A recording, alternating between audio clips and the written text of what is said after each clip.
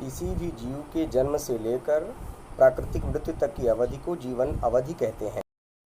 ये कुछ जीवों के चित्र हैं और साथ में उनकी जीवन अवधि लिखी हुई है। आप इसे नोटबुक में लिखते चलिएगा। एक बात बहुत ध्यान देने योग्य है कि किसी भी जीव के आकार और उसके जीवन अवधि का कोई संबंध नहीं होता है। जैसे कौवा और तोता, इनके आकार में बहुत विशेष अंतर नहीं होता है, लेकिन इनकी जीवन अवधि में बहुत बड़ा अंतर होता है। जैसे कौवे का है जीवन काल लगभग 15 वर्ष होता है और तोते का जो जीवन काल है जो लगभग 140 वर्ष होता है। हम अगली परिभाषा पढ़ेंगे, जनन। जीवों में अपने समान संतान उत्पन्न करने की क्षमता को जनन कहते हैं।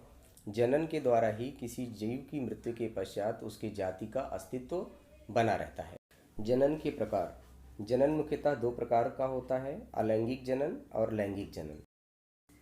अलैंगिक जनन, इस प्रकार के जनन में केवल एक ही जनक संतान उत्पन्न करने में सक्षम होता है और इस प्रकार की जनन की प्रमुख विशेषताएं ये हैं। नंबर 1 है कि इस प्रकार का जनन सामान्यतः निम्न श्रेणी के जीवधारियों में पाया जाता है। और नंबर 2, अलैंगिक जनन से उत्पन्न संतानें पूर्ण रूप से जनक के समान होती हैं।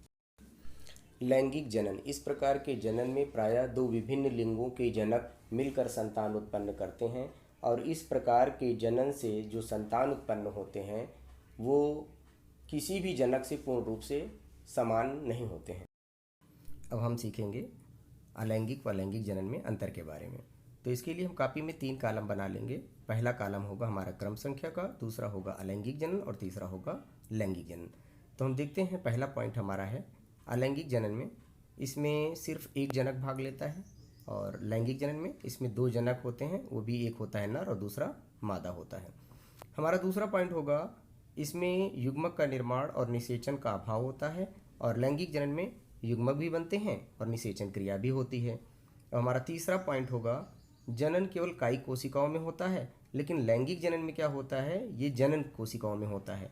चौथा पॉइंट होगा कि इनमें समसूत्री विभाजन, केवल समसूत्री विभाजन होता है और जबकि लैंगिक जनन में अर्धसूत्री विभाजन भी होता है और समसूत्री विभाजन दोनों होता है।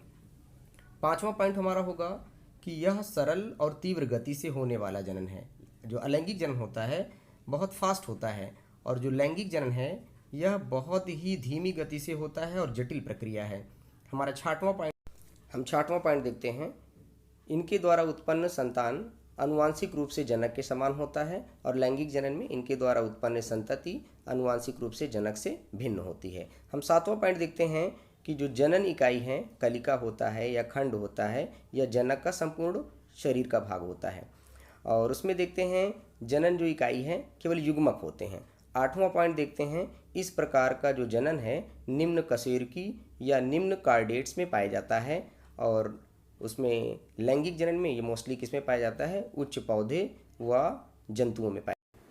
अब हम जानेंगे अलैंगिक जनन के प्रकार के बारे में। अलैंगिक जनन मुख्यतः 6 प्रकार का होता है, विखंडन, मुकुलन, बीजाणु निर्माण, खंडन, पुनरुद्भवन और कायिक जनन। अब हम एक एक के बारे में अध्ययन करेंगे।